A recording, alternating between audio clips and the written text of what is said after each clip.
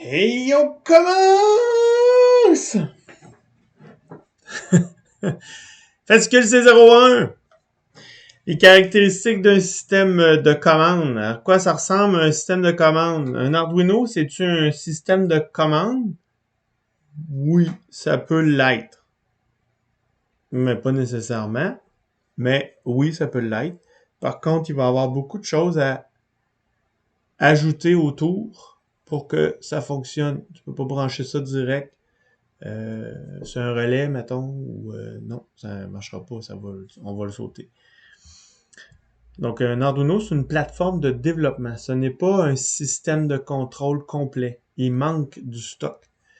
Donc, je vous l'apprends, puis j'espère que vous allez le retenir. Un Arduino, c'est une plateforme de développement. C'est pas un processeur. Il y a un processeur dessus, mais ce n'est pas juste un processeur. C'est une carte avec un régulateur, un port USB, un microcontrôleur dessus, des broches, mais c'est une carte pour faire multifonction qu'on peut rajouter des choses et à partir du moment où on ajoute certaines choses, ça peut devenir un système de contrôle industriel. On peut l'industrialiser. On va voir plus tard qu'est-ce qui fait que c'est industriel. Là. Donc, mais on va voir un peu plus pourquoi vous voyez la view. Pourquoi la view est vue en techno? C'est parce que c'est des systèmes industriels. C'est des systèmes qui sont durables, qui sont bien montés, qui sont solides, qui sont protégés en surtension, qui sont faits pour être interchangés rapidement avec des connecteurs industriels, entre autres. Donc, c'est ce qu'on va voir, en fait, on va avoir d'autres. On va voir autre chose que ce que vous voyez avec National Instruments, mais vous allez comprendre le topo. Donc, on va voir un peu l'historique. Pourquoi National Instruments, c'est ce qu'on voit aujourd'hui en techno? Pourquoi on voit pas d'autres choses? Pourquoi on voit pas des automates? Je l'ai déjà fait. J'ai déjà vu des automates dans le cours d'automatisation. Je me suis rendu compte que c'était pas votre monde. Puis je vais vous expliquer pourquoi. J'ai réalisé le pourquoi de la chose. J'arrive. OK. Donc, on va voir l'historique un peu. Description matérielle. À quoi ça ressemble, les systèmes industriels. Quelques définitions. Introduction au système de contrôle. On va rentrer en profondeur là-dedans. C'est quoi l'architecture? Comment c'est monté ces affaires-là? Donc, voilà. Puis comment on programme ça? Comment on envoie le code? C'est ça. Puis le prochain lab, là, ça va être... le prochain lab. En fait, donc, quand vous allez écouter ces vidéos-là, le lab va être fait. La démo C01 va être là. Va être faite. Donc, voilà.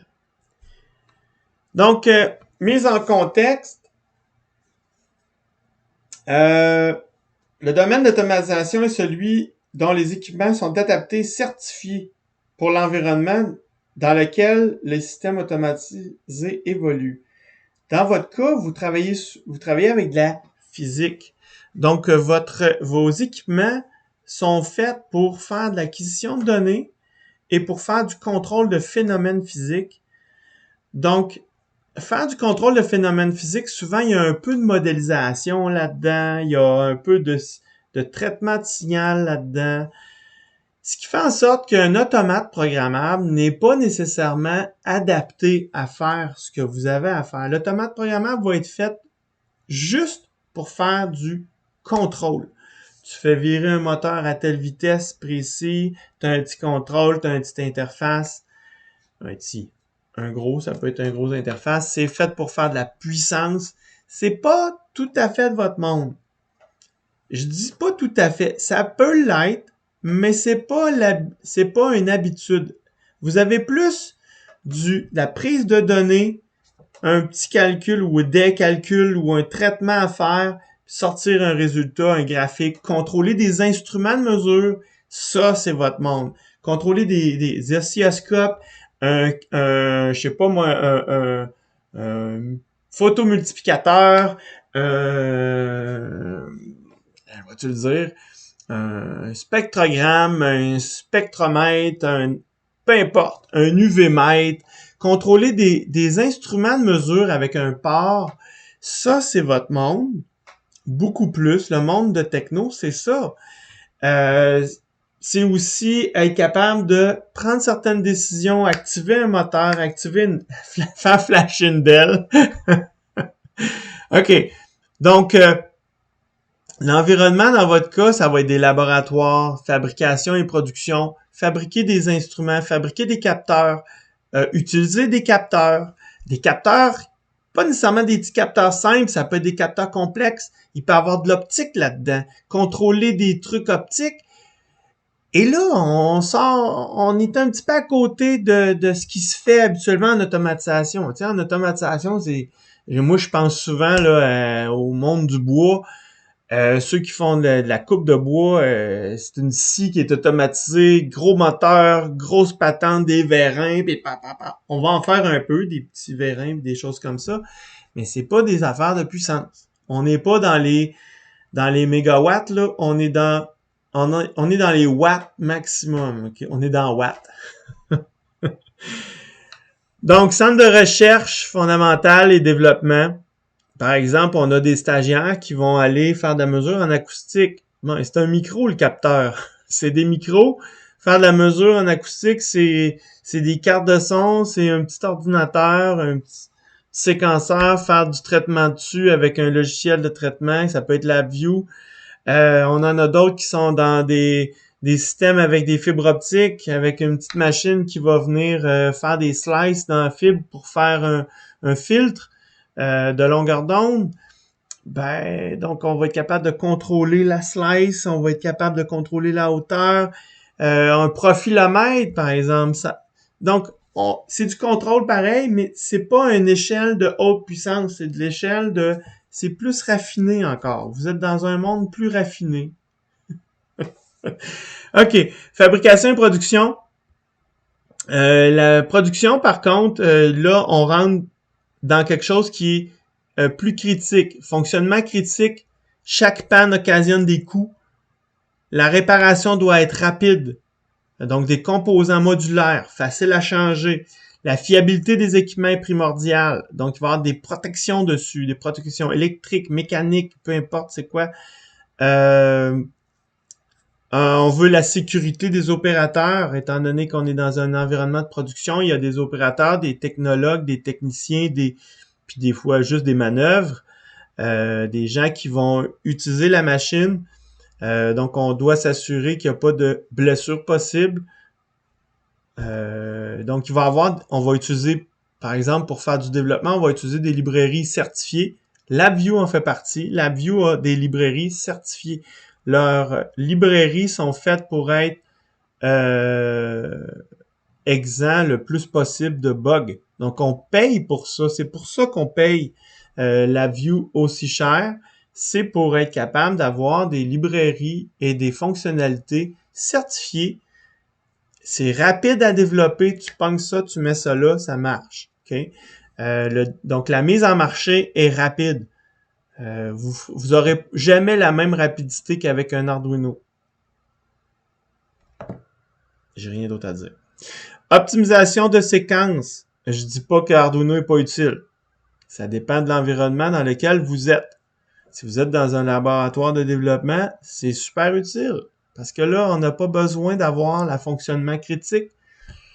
Si on veut développer un prototype parfait, un Arduino, c'est super.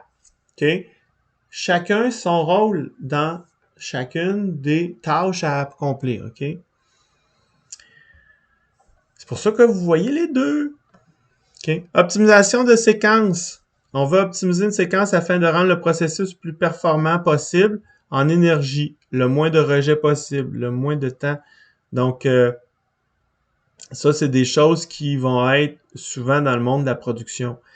Temps de développement court et rapide. Ça, c'est l'environnement de production. On parle toujours de mise en marché. Donc, Temps de développement court et rapide. On favorise donc l'utilisation de librairies déjà, de fonctions déjà fonctionnelles, certifiées, je devrais rajouter.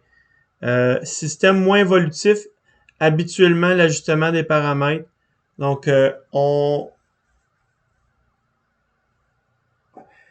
c'est ça, on va avoir, étant donné qu'on utilise des librairies déjà toutes faites, ben, on va utiliser des choses qui vont être, je dirais plus fixées, mais en même temps, c'est fait pour être facilement modifiable, ajustable par des paramètres. Donc, on n'a pas à tant programmer tout le temps. En tout cas, bref, ça c'est l'environnement d'automatisation. On va parler beaucoup plus de choses qui est plus production, même si on va faire de l'Arduino pour vous faire apprendre des machines à état, parce que les machines à état, c'est du contrôle. Je me suis mis des to-do, mais ça, je les ai pas encore fait. Donc, le cours d'automatisation s'articule autour de les points suivants. Modélisation de séquences. Avez-vous remarqué, j'ai fait des cases, là. Ce qui est à connaître, ce qui est en rouge, c'est important. Ce qui est pas encerclé, c'est bon de le lire. C'est bon de vous mettre en contexte, de le savoir, mais c'est un peu moins important. OK? J'ai des notes. Ce qui ressort en couleur, habituellement, c'est un peu plus important dans ces notes-là. J'essaye de faire ça dans toutes mes notes, mais c'est pas encore fait dans toutes. Donc, modélisation de séquences, d'étapes à l'aide de diagrammes UML. Donc, c'est ce qu'on va voir durant la session. Programmation de la séquence à l'aide d'un design pattern, d'une façon de faire éprouvée en C++ et en LabVIEW. Survol des technologies. On va voir qu'est-ce qui existe. On va voir l'asservissement. Ça c'est plus bon. On fait pas de vision numérique, c'est Jonathan qui va faire ça avec vous autres. Moi, je ne fais plus de vision, j'en ai déjà fait. Je vais transférer mes notes à Jonathan parce que moi, je faisais de la calibration de caméra, être capable de prendre des mesures précises avec la caméra, avec la view. La view, en passant, pour faire de la vision, c'est assez performant, ça clenche facilement tout ce qui est système automatisé avec des automates. Moi, je ferais pas ça avec des automates, c'est pas fait pour ça. Tandis que la view, c'est hyper efficace. Les librairies de filtres, c'est complet. Il y a du stock en vision sur la view. C'est assez capoté. Donc, voilà. Donc, la vision, c'est pas ça qu'on va faire. Nous, on va faire des réseaux de neurones. Il va falloir que je change ça. Je vais me prendre une note. En tout cas, je la prendrai plus tard. La technologie permet de matérialiser ces circuits de commande avec beaucoup d'autres moyens. En effet, plusieurs entreprises intègrent des solutions permettant de réduire considérablement les délais de mise en marché des machines à fabriquer. C'est le but des automates depuis quelques années. Puis National Instruments, ça l'est devenu aussi pas mal un de leurs buts. C'est fait pour pour répondre à des solutions, pour résister à des environnements industriels très hostiles. On s'entend que le monde industriel, c'est pas hostile dans tous les domaines. Ça peut être mécaniquement, ça peut être température. Il y a des systèmes qui sont faits pour fonctionner dans des températures élevées, des domaines d'humidité élevés. Souvent, on va faire des boîtiers autour, là, des armoires de contrôle pour les rendre étanches et tout ça. Mais par contre, on va brancher ça sur des moteurs, on va brancher ça sur des choses de puissance. Alors, il faut qu'il y ait des protections de tension, il y a toutes sortes de choses à protéger. Il y a aussi des librairies je vous donne un exemple. Une des choses les plus touchées, c'est d'être capable d'avoir des mécanismes de levage. Tu sais, tu as un treuil avec un winch avec un câble qui lève des poids très pesants, par exemple une grue intérieure, puis on doit automatiser le déplacement d'objets lourds de plusieurs tonnes d'une place, d'un point A à un point B. Ben la librairie, faut pas qu'elle dise au truc lâche-les quand elle est en plein vol. Faut que ça soit solide, il faut pas qu'il y ait de bugs, faut que ça soit validé, certifié, tout. Donc c'est super important. Donc on paye pour ça, mais c'est parce que c'est important. OK? Le budget, le temps de développement, le budget de développement sont restreints. Donc, tout est question de rentabilité. Donc, c'est important d'aller voir les choses qui existent avant, de magasiner en fonction des besoins pour être capable de choisir la bonne chose. Ça peut arriver que vous soyez appelé à faire des choix de matériel pour votre domaine éventuellement. OK? Je rentre pas dans les détails de la lecture. Je vous laisse le lire, ce document-là. J'espère que vous allez le lire, vous préparer. C'est pas long à lire. Habituez-vous à lire les notes de cours, surtout quand il y en a. Hein? L'historique, je fais un historique rapide. J'ai souligné les éléments importants. Donc, le premier relais en 1835, ça date quand même. Hein? En 1904, la lampe à électrons. Les premiers systèmes de contrôle ont été faits avec des relais, ensuite avec des lampes. Les lampes, vous allez voir ça en vide un peu, les lampes, avec une grille, puis une grille d'accélération, puis un espace où on a un électron qui passe d'un côté. La lampe sert comme d'une diode, mais on peut l'utiliser avec plusieurs lampes ensemble. Ça peut faire un système, ça peut faire le même comportement qu'un transistor. Bon, en tout cas, bref, on peut s'en servir comme ampli et ainsi de suite. Avant l'arrivée des automates programmables, tout système de contrôle était fait à partir de relais et de lampes. La temporisation à cam mécanique, il y avait une cam qui faisait tic, tic, tic. On temporisait avec des cams et de séquenceurs à tambour. Okay? C'était beaucoup de mécanique dans le temps. C'est pour ça que quand vous regardez des films d'époque, où est-ce qu'on avait des systèmes automatisés, on voit des roues, on voit toutes sortes d'affaires, ça fait du bruit, il y a de la mécanique, des choses qui tournent, beaucoup de dangers liés au fait qu'on se coinçait dans des roues parce que le système automatisé était fait avec de la mécanique. Donc, ça, c'est avant l'arrivée de l'automate programmable. En 68, on n'est pas si loin que ça fait pas 100 ans, là. GM fait la demande de remplacer la technologie à relais câblé. En 71, 3 ans plus tard, le premier automate programmable industriel voit le jour, okay, qui s'appelle Modicon. Ça existe encore, on entend encore parler des Modicons, c'est plus les 84, là. Mais les Modicons existent encore. Ça a été acheté par plein de compagnies, là. Et maintenant, c'est Schneider qui détient cette marque-là, Modicon. Schneider électrique. On a des Schneider, c'est des M258, le M pour Modicon, M258.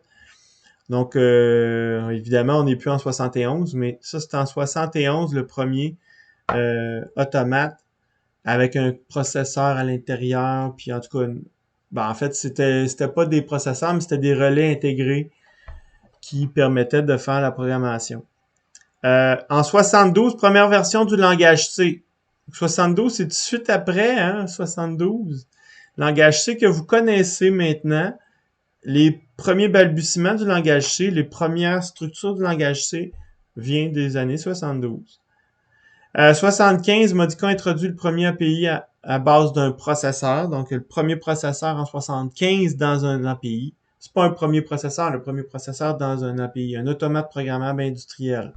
OK? Automate programmable industriel. En 76, création de la compagnie National Instruments. Oh!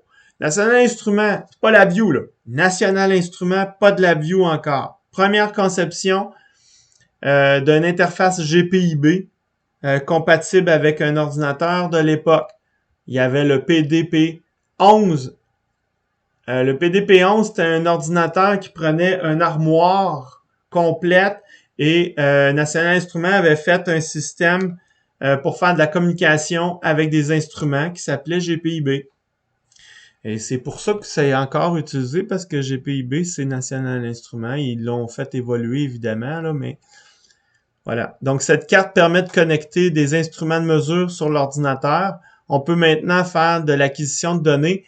Donc, au départ, c'était des laboratoires de recherche qui utilisaient les PDP-11.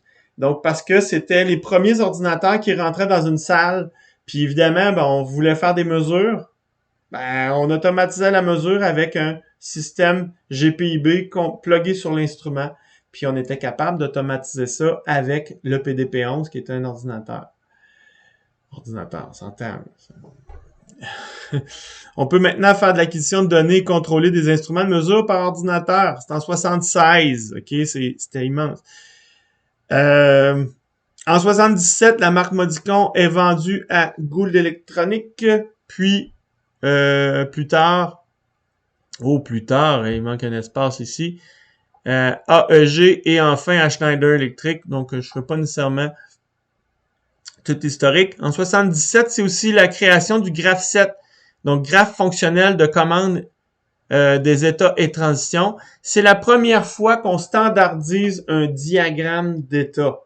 Un diagramme avec des changements d'état, des dessins pour expliquer comment la machine change d'état ou comment elle prend des décisions et on la schématise sur papier. Okay? Le graphe 7, c'est une standardisation de cette schématisation-là.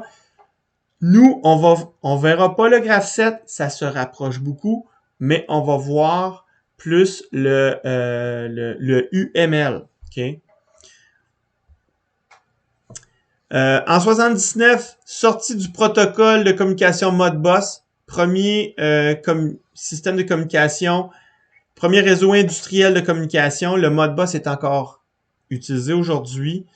D'ailleurs, ça c'est une chose que je veux aller chercher de la doc un peu plus. Mais bon, c'est en 79. Moi, j'étais né, pas vous. Moi, je suis né entre les deux ici. J'aurais dû l'écrire, 74, l'année de ma naissance. Non, c'est correct. Sortie du protocole de communication Modbus, le premier réseau industriel de communication, permet aux utilisateurs d'interfacer automates et ordinateurs. Donc, on a déjà des ordinateurs, on a des automates, on est capable avec Modbus d'interfacer les deux ensemble via une liaison maître-esclave. C'est encore très utilisé aujourd'hui. Aujourd'hui, on appelle ça plus serveur-client. C'est pas mal la même chose, mais bref. Comme on a le SPI maintenant, puis le I2C, c'est exactement le même genre, sauf que ça, c'est sur une carte, alors que Modbus, c'est avec un gros fil qui permet de faire la communication. La fiabilité de Modbus en a fait depuis un standard industriel. C'est pour ça que c'est encore utilisé. C'est hyper fiable. Il y a de la vérification à travers ça. Il y a de l'encapsulation. C'est fiable. Il y a même maintenant, il y a de l'encryption. C'est super sécuritaire. Okay. 83, première carte GPIB de National Instruments avec un PC d'IBM. Donc, en 83, on est juste avant les Mac. Hein. En 84, sortie du premier Mac, première interface usagée graphique déployée commercialement. Okay. En 84, c'est important, ça a l'air niaiseux, c'est pas parce que je suis Monsieur Mac, là, c'est parce que c'est à cause du fait qu'il y a un graphique que chez National Instruments, on lance un projet de recherche pour exploiter cette nouvelle manière de travailler avec une interface usagée. Et c'est pour ça que LabVIEW est né plus tard, en 86, 2 ans plus tard, LabVIEW sort sous Macintosh parce qu'on avait une interface usagée. Ils ont dit, hey, on va faire un langage de programmation graphique. Donc, il est destiné au départ pour les chercheurs et scientifiques voulant fabriquer des interfaces virtuelles. Moi, j'ai fait techno en 95 et ça faisait déjà quelques années que ça avait rentré en techno. Donc, historiquement, nous, en techno, la première... Hey, je devrais rentrer ça dans nos affaires, ça serait le fun. Donc, en techno, on a rentré ça dans les années 80... Début des années 90, peut-être même un petit peu avant. Parce que le National Instruments avait sorti la View, puis c'était destiné au centre de recherche. Puis Techno a vu le jour un peu pour faire de la recherche, faire du prototypage. Puis c'est encore ça. Donc, on est vraiment plus axé recherche, prototypage que production. Mais bon. Donc, il permet de développer de manière plus intuitive et moins structurée. Ouais, ça, c'est d'ailleurs un problème. On essaye de structurer justement la façon de coder en LabVIEW à cette heure. Tout en permettant une meilleure productivité et aussi une augmentation de la complexité des concepts mis en œuvre. Donc, ça prend une formation pour comprendre LabVIEW correctement. C'est pour ça qu'ils ont des formations. LabVIEW, National Instruments offre des formations. Nous, on la donne aussi en intégrant les concepts de techno. Mais c'est en 86, donc je pense que vous étiez pas tous nés. La marque Modicon est vendue à AEG en 89. Première version de LabVIEW pour Windows et Unix en 92. Ah ben, je pense que c'est là qu'on a rentré ça en techno. En 92, 93. Moi, j'ai fait ça en 95. Fait que vous voyez que ça a bien du sens. Moi, j'étais sur Windows 3.1 à l'époque avec des espèces de vieilles machines qui tiraient de la patte 486, qui avaient de la misère à faire afficher puis à booter. En tout cas, bref, ça prenait une éternité de travailler là-dessus. 93, NI atteint 100 millions de dollars de ventes. 93. NI lance Lab Windows. Donc, il existe un langage C ou C++ interfacé avec les librairies de National Instruments pour faire du C. Donc, tu fais du C, mais avec les librairies de National Instruments. C'est intéressant. On n'a pas le temps de voir ça en techno, mais j'avoue que ça serait intéressant. C'est aussi l'année de la première publication de la norme IEC 61131. On va voir ça ensemble. C'est tous les langages d'automatisation. Donc, en même temps que à peu près dans les mêmes temps, on standardise le côté automate avec des langages de programmation parce que c'était free for all. Là. Tout le monde s'en allait d'un bord puis de l'autre. Puis justement, tu changeais de plateforme à l'autre. C'était pas le même langage. C'était l'enfer. Tu voulais faire porter un code d'un automate à un autre. Ça marchait pas. Maintenant, c'est beaucoup plus facile. Donc, 96, prise de contrôle totale de Modicon par Schneider Electric. Donc, ça fait quand même un petit bout que Modicon est pris par Schneider Electric et c'est encore aussi le cas aujourd'hui. 98, première normalisation du langage C++. On normalise, qui veut dire qu'on va... Quoi qu'il y avait la norme ANSI qui commençait, mais là, on normalise vraiment le C++. C'est pas du ANSI, c'est une norme C++.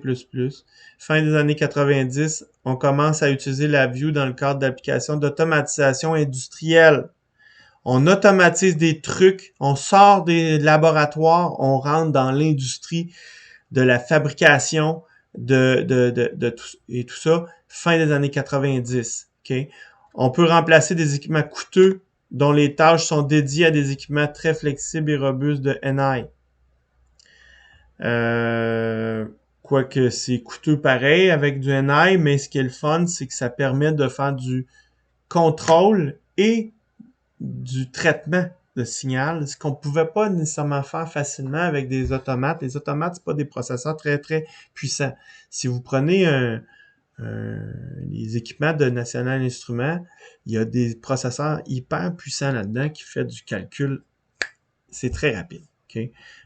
Il y a même des FPGA. Quoiqu'il y ait des FPGA dans les nouveaux automates, il y a des CPLD, des FPGA dans les nouveaux automates. Donc, par contre, on n'a pas accès à la programmation interne, ce qui n'est pas le cas de National Instruments. On peut programmer les FPGA, on peut programmer le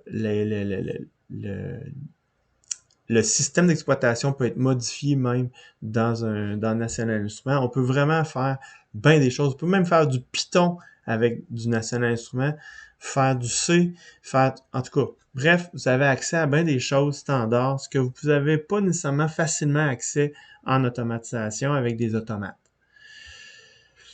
2002, National Instruments attaque MathWorks en justice. J'aime ça en parler parce que je trouve ça intéressant parce que j'avais reconnu certaines choses quand j'ai fait mon bac. Moi, j'ai fini mon bac en 2001, fin 2001. Et en 2002, National Instruments attaque MathWorks qui fait pas LabVIEW, mais MATLAB en justice pour violation de brevet. Les années suivantes, NI fait valoir devant les tribunaux que MathWorks a violé 4 de ses brevets, mettant en lumière la grande similarité de leur logiciel Simulink avec LabVIEW. Le jury constate que ces 4 brevets enregistrés aux États-Unis sous les numéros 4, machin truc, sont valables et que les 3 premiers ont été illégalement violés.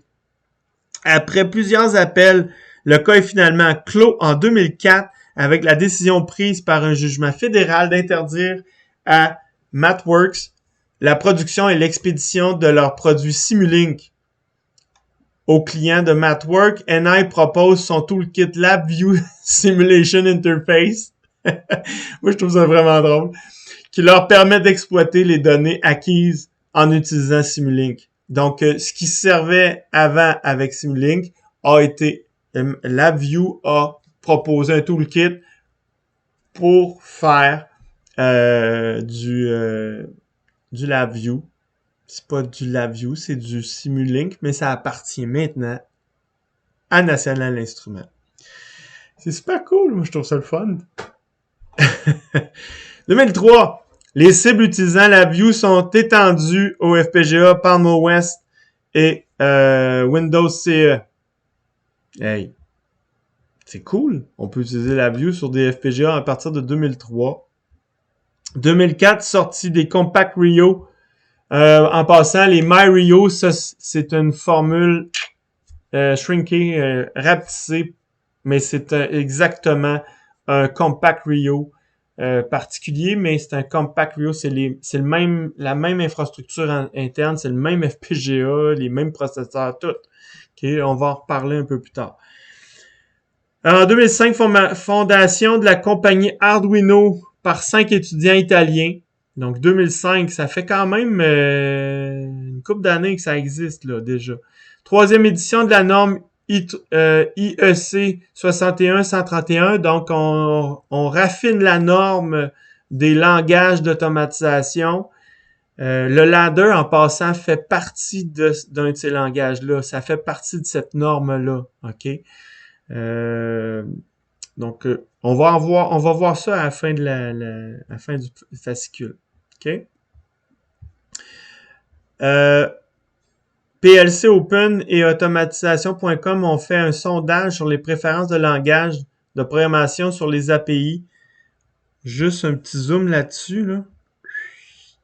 Qu'est-ce qu'on utilise à l'intérieur des automates? Ladder, function block, qui ressemble un peu à LabVIEW. Texte structuré, ça ressemble à du C. Des fonctions, des diagrammes d'état.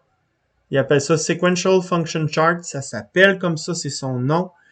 On fera pas de ça, mais ça se rapproche beaucoup de ce que vous faites en UML. Puis toutes les autres, vous voyez que c'est quand même assez égal. Le ladder est très utilisé, puis le texte structuré aussi, de plus en plus utilisé. Ça tend à augmenter ici.